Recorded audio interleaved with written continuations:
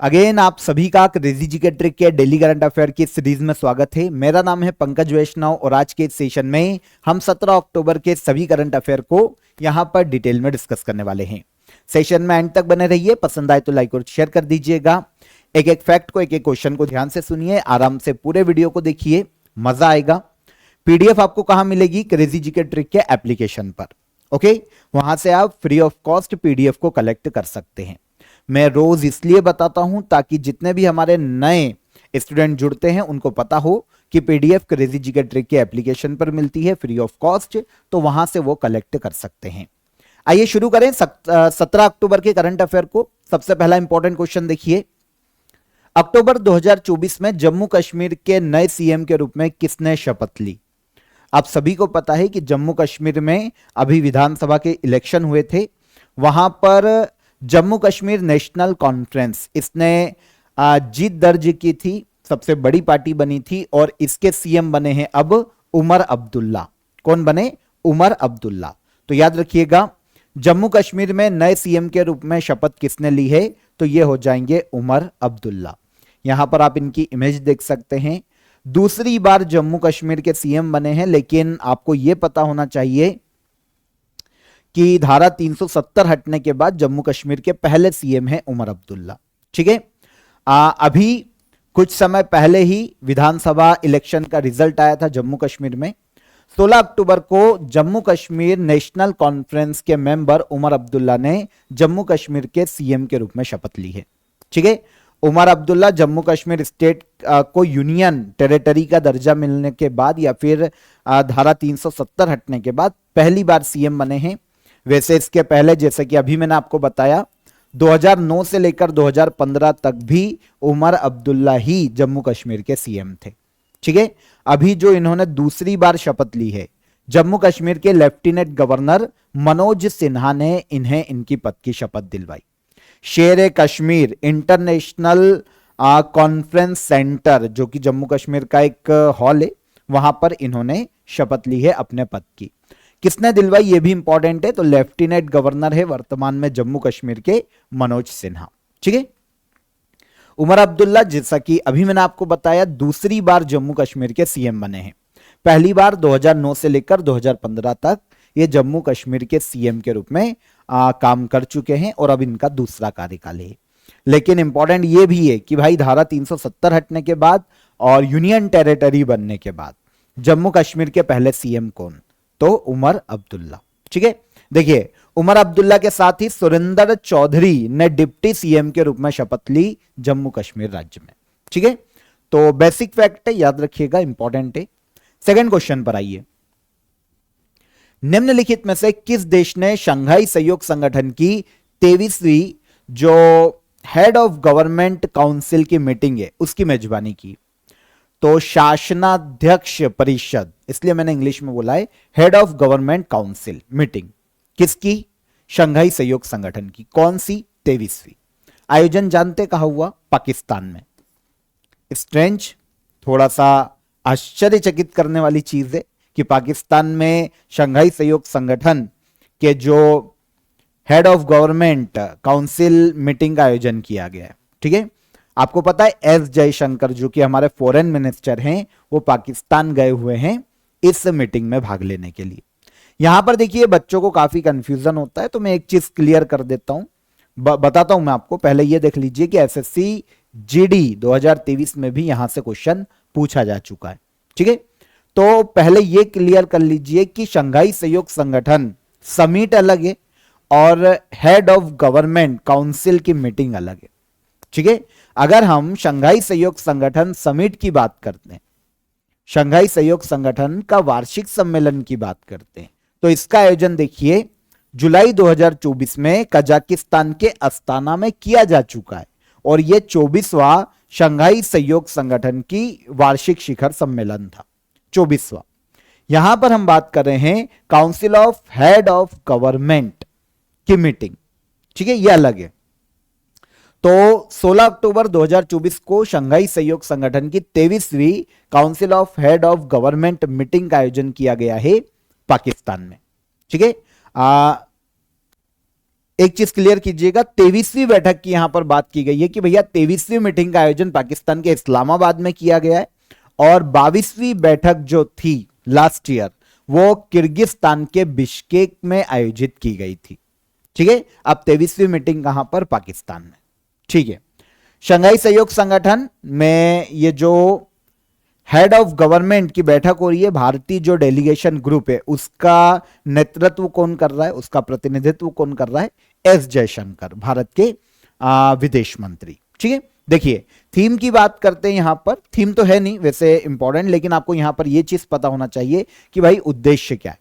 तो जो भी हमारे शंघाई सहयोग संगठन, ये जो ऑर्गेनाइजेशन है, उसके जितने भी मेंबर हैं उनके मध्य में आपसी सहयोग स्थापित करने के लिए और सभी के मध्य में सोशल और कल्चरल और इकोनॉमिकल सहयोग को बढ़ावा देना, यह उद्देश्य होता है नॉर्मली समिट को आयोजित किए जाने का भी और हेड ऑफ गवर्नमेंट काउंसिल की मीटिंग का भी। ठीक है, 23वीं मीटिंग है head of government council Shanghai सहयोग संगठन की मीटिंग कहां पर? पाकिस्तान में। भारतीय डेलीगेशन ग्रुप का प्रतिनिधित्व कौन कर रहा है? एस जयशंकर। ठीक है, यहां पर नॉर्मली इकोनॉमिकली, सोशल और कल्चरल क्षेत्र में आपसी सहयोग को बढ़ावा देने के लिए चर्चा की गई है। ठीक है, तो मीटिंग आपको यहां पर जो हेड ऑफ स्टेट या हेड ऑफ गवर्नमेंट की मीटिंग है वो भी पता चल गई, और जो सम्मेलन होता है वार्षिक वो भी पता चल गया। दोनों में डिफरेंस है। यहां पर शंघाई सहयोग संगठन की बात करते हैं तो सबसे पहली बार इसकी स्थापना 1996 में की गई थी। ठीक है, तब इसे शंघाई 5 के नाम से जाना जाता था क्योंकि 5 देशों ने मिलकर स्थापना की थी, चाइना, रशिया, कजाकिस्तान, किर्गिस्तान और तजाकिस्तान। आगे चलकर वर्तमान में शंघाई सहयोग संगठन के 10 मेंबर कंट्री हो चुकी है। सबसे लेटेस्ट है 10वां मेंबर बेलारूस, इसी साल जुड़ा है, इंपॉर्टेंट है। ठीक है, इंडिया और पाकिस्तान 2017 में शंघाई सहयोग संगठन के सदस्य बने थे। डन। ठीक है, तो बेसिक फैक्ट आपको सारे क्लियर हो गए। आगे बढ़ने से पहले आप सभी को ऑफर ऑफ द डे के बारे में बता देता हूं। आप सभी के लिए एसएससी की सभी एग्जाम्स के लिए SSC GD, SSC MTS, SSC CGL, SSC CHSL 2024 की सभी एग्जाम के लिए पर्टिकुलर मॉक टेस्ट अवेलेबल है, क्योंकि आपको पता है काफी सारी एग्जाम्स लाइनअप भी है एसएससी की।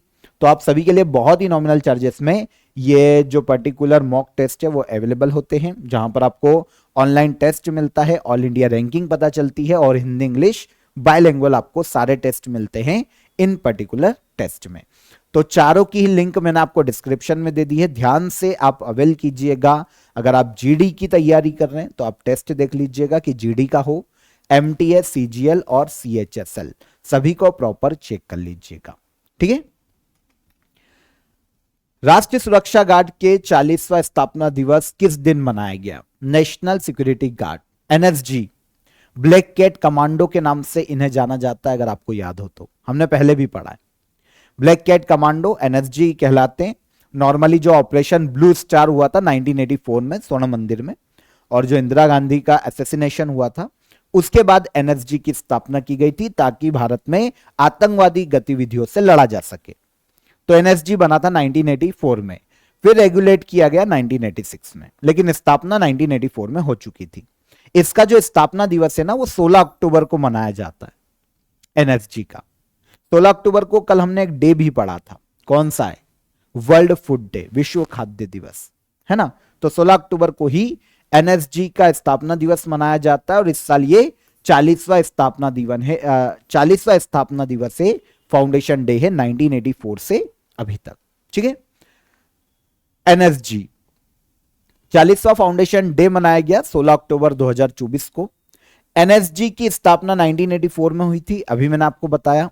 वर्तमान में इसके डायरेक्टर जनरल अभी कुछ समय पहले अपॉइंट हुए हैं बी श्रीनिवासन, एनएसजी के डायरेक्टर जनरल के पद पर हैं। एनएसजी को ही ब्लैक कैट कमांडो के नाम से जाना जाता है। ठीक है, भारत में आतंकवादी गतिविधियों से निपटने के लिए एनएसजी का गठन किया गया था। डन। ठीक है, आगे बढ़ेंगे। इंडिया मोबाइल कांग्रेस 2024 का आयोजन कहां किया जा रहा है? तो इंडिया मोबाइल कांग्रेस 2024 का जो आयोजन है वो किया जा रहा है नई दिल्ली में। इंडिया मोबाइल कांग्रेस 2024 कहां पर आयोजन? नई दिल्ली है। क्या इसको समझना पड़ेगा? तो देखिए डिजिटल टेक्नोलॉजी इवेंट है, डिजिटल टेक्नोलॉजी को बढ़ावा देने के लिए इस सेक्टर में क्या हर्डल है, क्या इसका स्कोप है, क्या इसका फ्यूचर है ना, वर्ल्ड को प्रोटेक्ट करते हुए कैसे इस सेक्टर में आगे बढ़ा जा सकता है, इन सभी मुद्दों पर चर्चा की जाती है इंडियन मोबाइल कांग्रेस में। ठीक है, 2024 का 8th एडिशन है जो कि नई दिल्ली में 15 अक्टूबर से लेकर 18 अक्टूबर तक आयोजित किया जा रहा है। यहां पर the future is now India mobile Congress की थीम है 2024 में, India the future is now. Actual में ये जो थीम रखी गई है ना, ये भारत में जो टेक्नोलॉजी का फ्यूचर है, जो डेवलपमेंट हो रहा है, उसके बारे में बताती है डायरेक्ट इनडायरेक्ट तरीके से। टेक्नोलॉजी के विकास का एक सेंटर इंडिया बना हुआ है, ये थीम कहीं ना कहीं इस चीज को इंडिकेट करती है। तो the future is now India mobile Congress 2024 की थीम है, 8th एडिशन है जिसका आयोजन अक्टूबर 2024 में नई दिल्ली में अभी किया जा रहा है, 15 से लेकर 18 अक्टूबर तक।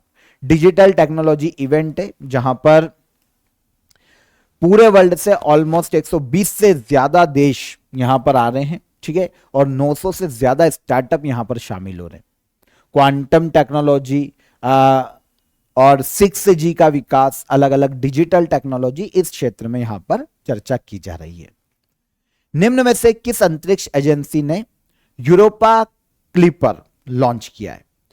यूरोपा क्लिपर, ठीक है, यूरोपा आपको पता होना चाहिए कि ये एक बृहस्पति का उपग्रह है। यूरोपा किसका? बृहस्पति का। ठीक है, उपग्रह है यूरोपा। तो यहां पर अध्ययन के लिए यूरोपा क्लिपर को लॉन्च किया है नासा ने, यूएसए की अंतरिक्ष एजेंसी नासा। ठीक है, तो हाल ही में देखिए यूएस स्पेस एजेंसी नासा ने यूरोपा क्लिपर लॉन्च किया है। एक्चुअल में यूरोपा क्लिपर यूरोपा जो कि बृहस्पति का एक उपग्रह है, जुपिटर का उपग्रह है, इसके अध्ययन के लिए कि इस पर जीवन की परिस्थितियां है या नहीं, इसके बारे में अध्ययन के लिए हाल ही में लॉन्च किया गया। फ्लोरिडा अमेरिका के कैनेडी स्पेस सेंटर से space x Falcon heavy rockets के माध्यम से यूरोपा क्लिपर को हाल ही में लॉन्च किया गया। ठीक है, जो साइंटिस्ट है उनका मानना है कि यूरोपा जो कि उपग्रह है जुपिटर का, इसमें सतह के नीचे बर्फ का एक महासागर दबा हुआ है। तो यहां से संभावना बन रही है कि हो सकता है पानी के कारण यहां पर जीवन की संभावना भी मिल जाए। तो क्या यहां पर जीवन की परिस्थितियां रहने लायक है या नहीं, इनका अध्ययन करना यूरोपा क्लिपर का मुख्य उद्देश्य है। नासा ने लॉन्च किया है जुपिटर के मून या उपग्रह यूरोपा के अध्ययन के लिए। ठीक है, देश का पहला हिंदी साहित्य संग्रहालय या म्यूजियम कहां स्थापित किया जाएगा? देश का पहला हिंदी साहित्य म्यूजियम स्थापित किया जा रहा है वाराणसी में, वाराणसी उत्तर प्रदेश। ठीक है, लैंग्वेज पर आधारित पहला म्यूजियम होगा हिंदी साहित्य म्यूजियम इंडिया का। कहां पर? वाराणसी में। वाराणसी में यूपी के जो सीएम है योगी आदित्यनाथ, इन्होंने हाल ही में घोषणा की है कि भैया देश का पहला जो हिंदी साहित्य संग्रहालय है, म्यूजियम है, वो काशी या वाराणसी में स्थापित किया जाएगा। ठीक है ना, यह जो म्यूजियम है किसी भी भाषा को समर्पित देश का पहला म्यूजियम होगा। इसके लिए उत्तर प्रदेश सरकार ने 25 करोड़ रुपए आवंटित किए।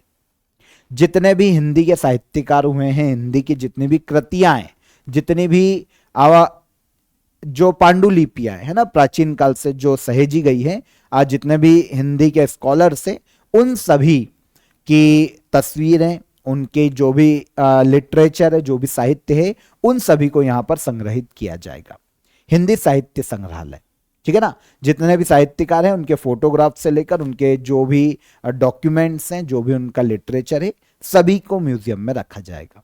तो देश का पहला हिंदी साहित्य संग्रहालय या म्यूजियम वाराणसी में स्थापित किया जाएगा। ठीक है, भाषा पर आधारित पहला म्यूजियम होगा वाराणसी में। कैबिनेट ने रबी क्रॉप्स पर या रबी विपणन सीजन 2025-26 के लिए किस फसल के मिनिमम सपोर्ट प्राइस या न्यूनतम समर्थन मूल्य में सबसे अधिक वृद्धि की घोषणा किस फसल के लिए की है? तो एक बार फिर क्वेश्चन पढ़ते। कैबिनेट ने रबी विपणन सीजन 2025-26 के लिए किस फसल के न्यूनतम समर्थन मूल्य में सबसे अधिक वृद्धि की घोषणा की है? रबी क्रॉप्स जानते कब आती है? अक्टूबर नवंबर में जो बोई जाती है, गेहूं, राई, सरसों, है ना, ये रबी की फसलें।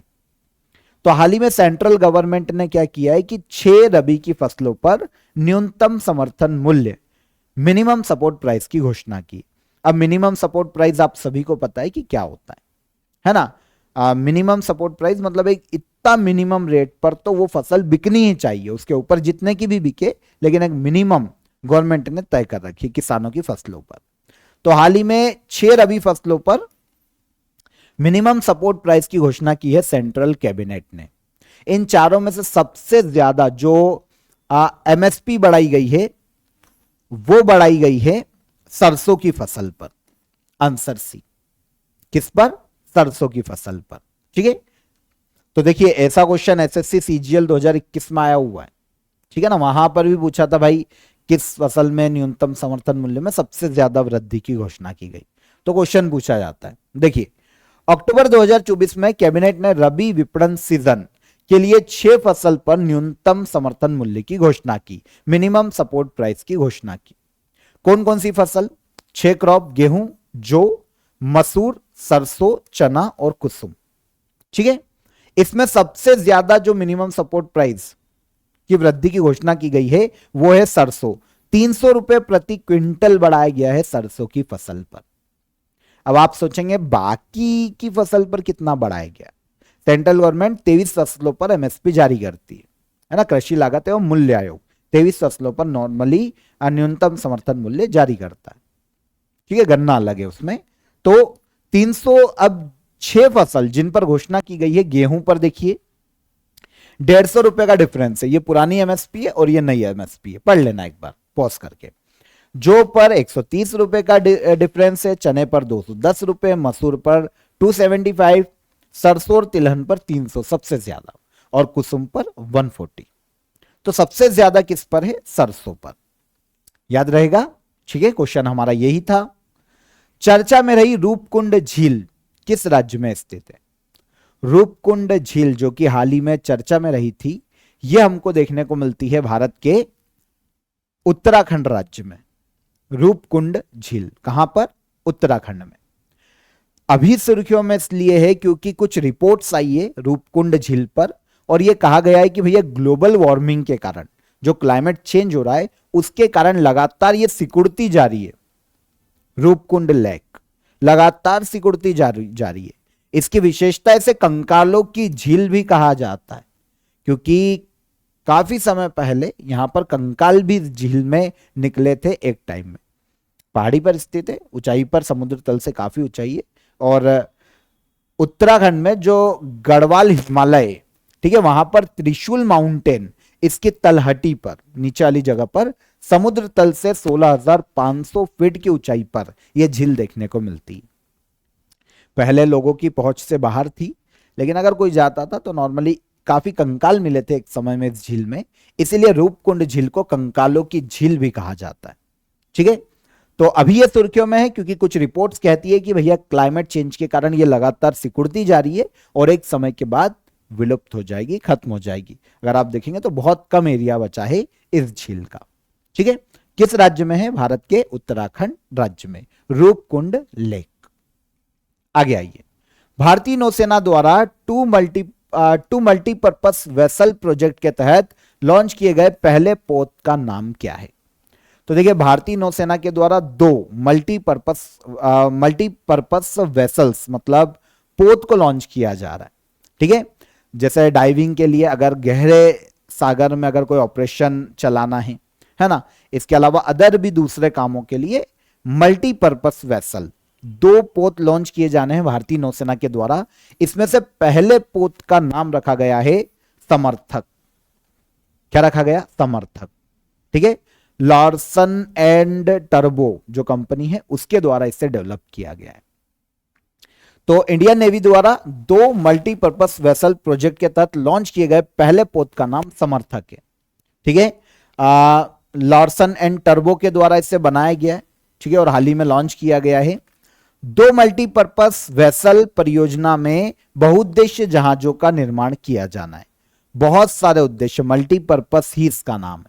ठीक है, समुद्री कार्यों के लिए अलग अलग मल्टीपल समुद्री कार्यों के लिए इन्हें डिजाइन किया गया है। ड्रोन भी छोड़े जा सकते हैं, किसी पनडुब्बी को डिटेक्ट करना है तो रडार सिस्टम भी इसमें मिल जाएगा। गहरे पानी में कोई सर्च ऑपरेशन चलाना है तो नेवी चला पाएगी। ठीक है ना, तो अलग अलग आपातकालीन परिस्थितियों में इनका यूज किया जा सकता है। तो इंडियन नेवी द्वारा 2 मल्टीपर्पस वेसल्स में से जो प्रोजेक्ट है उसमें जो पहला पोत हाल ही में इंडियन नेवी को मिला है उसका नाम है समर्थक। ठीक है, लास्ट क्वेश्चन आज के करंट अफेयर का। कैबिनेट ने Varanasi Pandit Deendayal Upadhyay multi tracking project को मंजूरी दी है। इस परियोजना की अनुमानित लागत क्या है?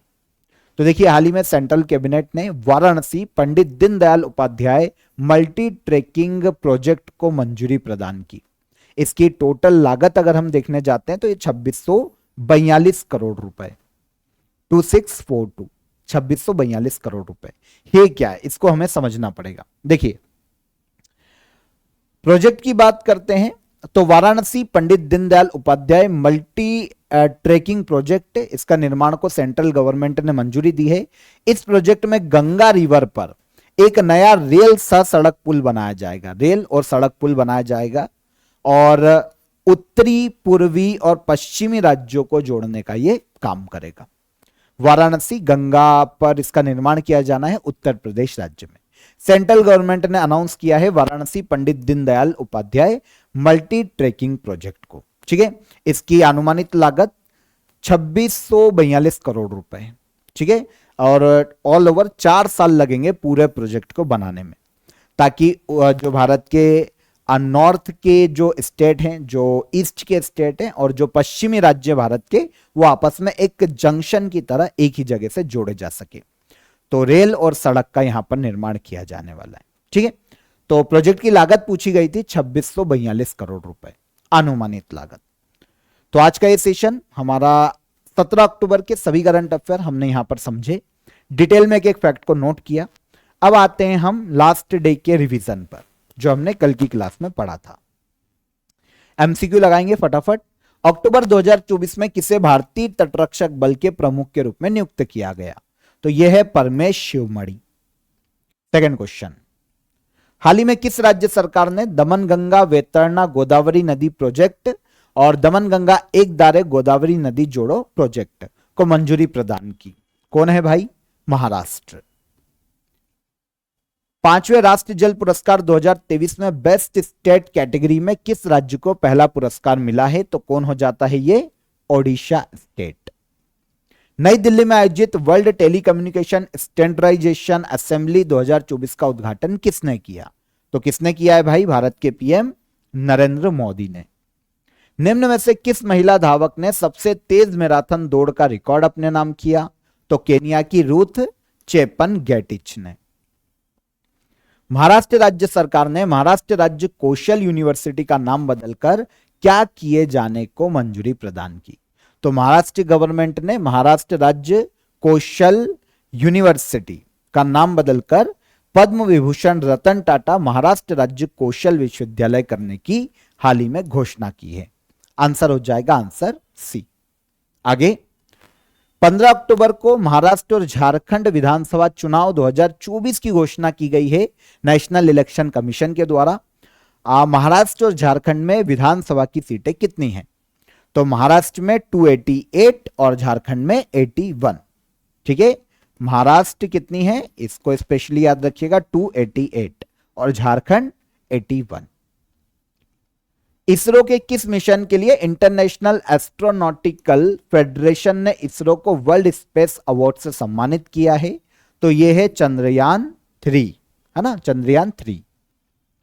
आगे आए, नई दिल्ली में आयोजित ISSF वर्ल्ड कप 2024 में महिलाओं की किस कैटेगरी में भारतीय निशानेबाज सोनम उत्तम मस्कर ने सिल्वर मेडल अपने नाम किया? तो यह है women's 10 metre air rifle event. ठीक है, जिसमें सोनम उत्तम मस्कर ने सिल्वर मेडल जीता है। तो यहां पर यह याद रखिएगा, ये इंडियन शूटर है, यहां से क्वेश्चन पूछा जा सकता है। और वर्ल्ड फूड डे कब मनाया जाता है? अभी हमने बात की थी विश्व खाद्य दिवस मनाया जाता है 16 अक्टूबर को, ठीक है। और एनएसजी का स्थापना दिवस भी 16 अक्टूबर को ही मनाया जाता है। तो ये सारे क्वेश्चन लास्ट डे के सेशन में हमने डिटेल में समझे थे, एक एक फैक्ट को हमने डिस्कस किया था। अब हमने यहां पर रिवीजन कर लिया।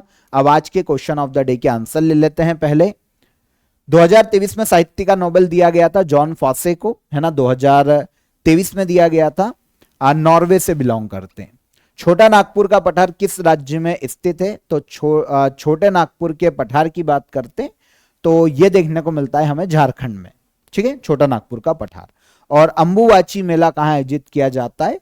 तो अंबुवाची का मेला आयोजित किया जाता है असम कामाख्या देवी मंदिर पर, ठीक है। तो तीनों के आंसर मिल गए हमको। अब आज के question of the day comment में आंसर कीजिएगा।